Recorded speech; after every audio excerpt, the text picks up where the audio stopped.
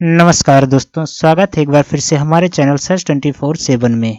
तो फ्रेंड्स, आज हम बात करेंगे एसएससी सीएचएसएल 10+2 लेवल के सिलेबस के बारे में। जो आपका नया सिलेबस निकल कर सामने आया है उसके बारे में हम आपको पूरी जानकारी देंगे, तो वीडियो में अंत तक बने रहिए। सिलेबस आपको हम पूरा दिखाएंगे और बताएंगे।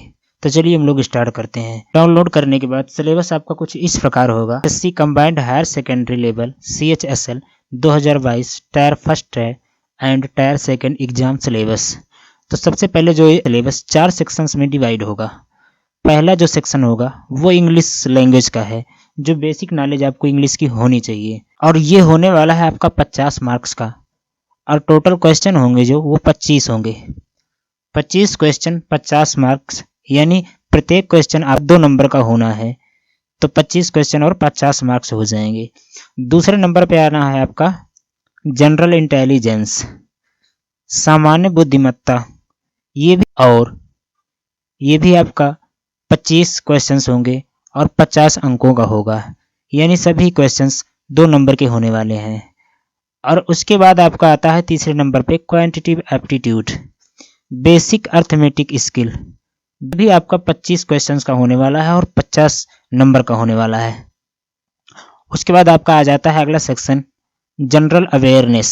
जनरल अवेयरनेस आपको 25 क्वेश्चन होने हैं और 50 नंबर्स के होने हैं।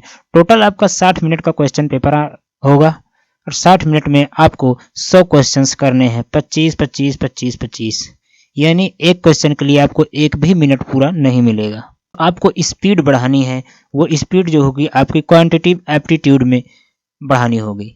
स्पीड मतलब ये है, आता सभी को क्वेश्चन है, बस बात इतनी सी हो जाती है कि स्पीड सबके पास नहीं होती है, टाइम का अभाव हो जाता है।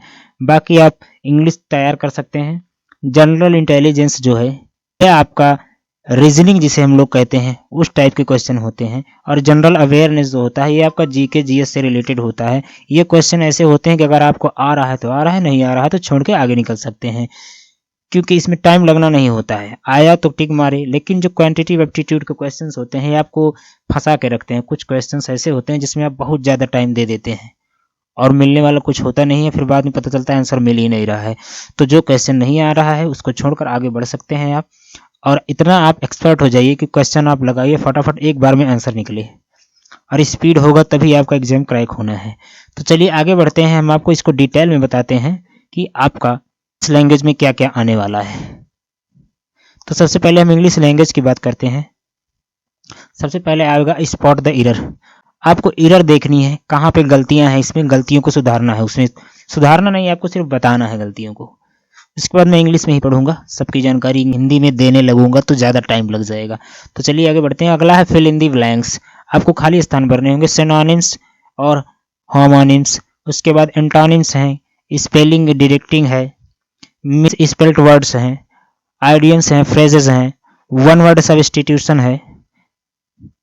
उसके बाद इम्प्रूवमेंट ऑफ सेंटेंसेस, सेंटेंस को इम्प्रूव करना है।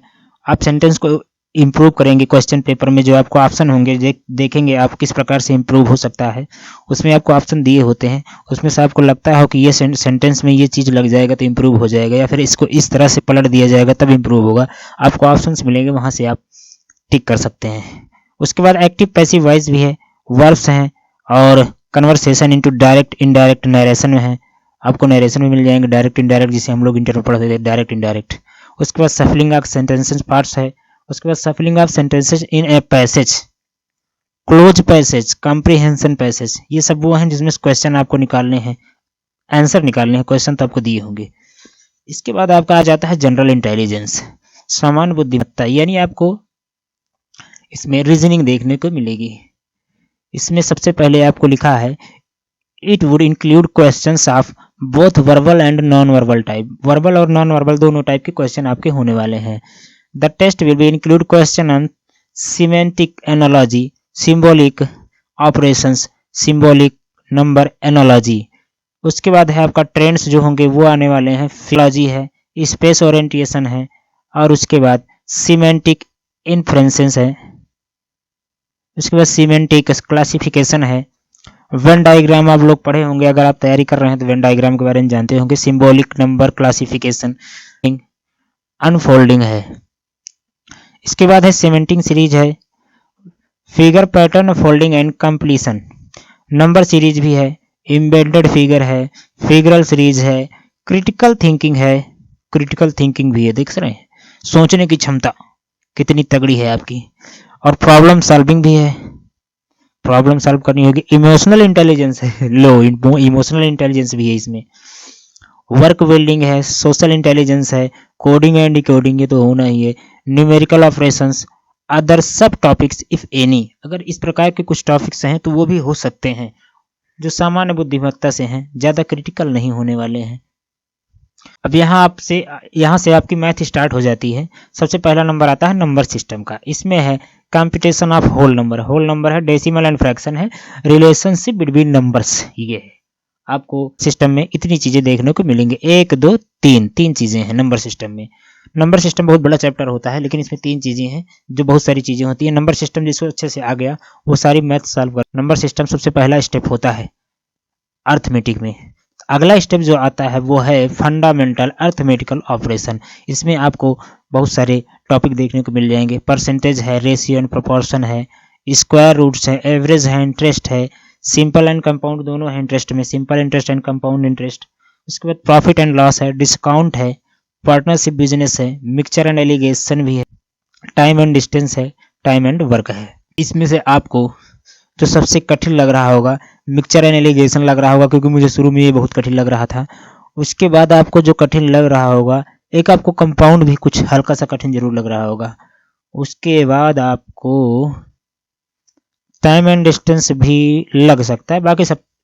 इसके बाद आपका अलजेब्रा आ जाता है, इन चीज़ों पे आपको ज़्यादा ध्यान देना है। उसके बाद अलजेब्रा आ जाता है, अलजेब्रा में आपको पकड़ बनानी होगी, क्योंकि ये क्वेश्चंस लॉन्ग हो जाते हैं, आपको आंसर जब सॉल्व करेंगे तो लॉन्ग हो जाते हैं। इसको कितना भी शॉर्ट कर सकते हैं, जितना शॉर्ट कर सकते हैं उतना शॉर्ट करिए, शॉर्ट करने का तरीका खोजिए, तभी एग्जाम क्रैक होगा। अलजेब्रा में आपको basic algebraic identities of school algebra and elementary surds and graphs of linear equations, algebra में ये इतनी चीजें ही है।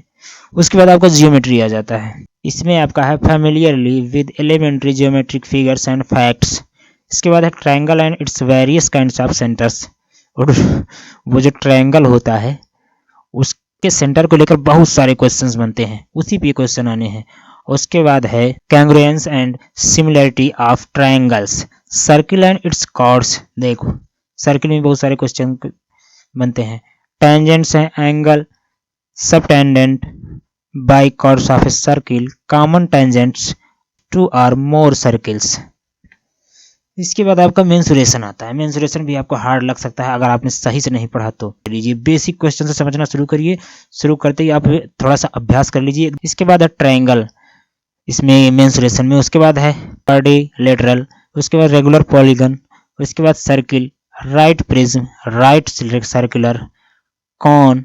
उसके बाद आपका आ जाता है राइट सर्कुलर सिलेंडर है, स्फीयर है, हेमिस्फीयर है, रेक्टेंगुलर पैरेलल पाइप है, और उसके बाद रेगुलर राइट पिरामिड है विद ट्रायंगुलर और स्क्वायर बेस। उसके बाद ट्रिग्नोमेट्री आ जाती है, ट्रिग्नोमेट्री आपको ठीक ठाक रहेगी, आसान होती है ट्रिग्नोमेट्री। यहाँ पर ट्रिग्नोमेट्री है, ट्रिग्नोमेट्री रेशियो है, कंप्लीमेंट्री एंगल्स हैं, हाइट एंड डिस्टेंस है, प्रॉब्लम होंगी, स्टैंडर्ड आइडेंटिटीज है like sine 2 theta plus cos 2 theta is equal to 1 etc इत्यादि। उसके बाद स्टैटिकल चार्ट है, use of table and graphs, histogram, frequency polygon, bar diagram, pie chart भी आना ही आना है। अब इसके बाद आपका जनरल अवेयरनेस आ जाता है। जनरल अवेयरनेस में जो भी पढ़ लें अच्छा है, कुछ करंट से टॉपिक होंगे और कुछ जो है स्पोर्ट्स से रिलेटेड होंगे, मतलब जितनी भी चीज़ें हैं सब सामान्य चीज़ें होंगी, लेकिन आपको टॉपिक से भी पढ़ने हैं, कुछ साइंस से चीज़ें होंगी। जनरल अवेयरनेस इसीलिए है, नहीं तो आपका जनरल नॉलेज रख देता। उसके बाद है general policy of scientific research भी है, जियोग्राफी है, कल्चर है, हिस्ट्री है, इसका हालचाल पूछ लिया जाएगा, इसमें बहुत सारी चीज़ें पूछ ली जाएंगी। तो चलिए सिलेबस टोटल इसी प्रकार का है। आज का वीडियो हम यहीं समाप्त करते हैं। आशा करते हैं वीडियो पसंद आया होगा, पसंद आया हो तो वीडियो को लाइक कर दीजिए, चैनल को सब्सक्राइब कर लीजिए, बेल आइकन को दबा लीजिए ताकि हमारी जानकारी आप तक सबसे पहले पहुंच सके। धन्यवाद, फिर से मिलेंगे।